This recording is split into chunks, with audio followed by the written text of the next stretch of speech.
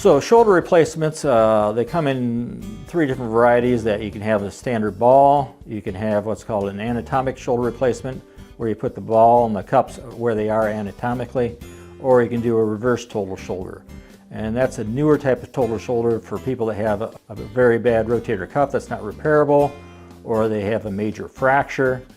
The surgery involves making about a 4-inch incision along the front of the shoulder.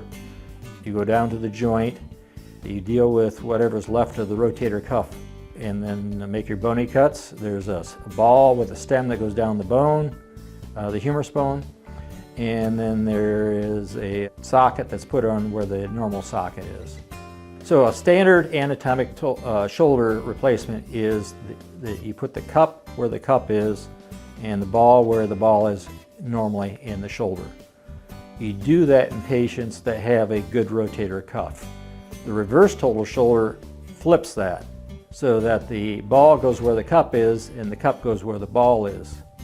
The reason to do that is it lengthens the arm slightly, it puts tension on the deltoid muscle, which replaces the function of the torn rotator cuff that's no longer functioning.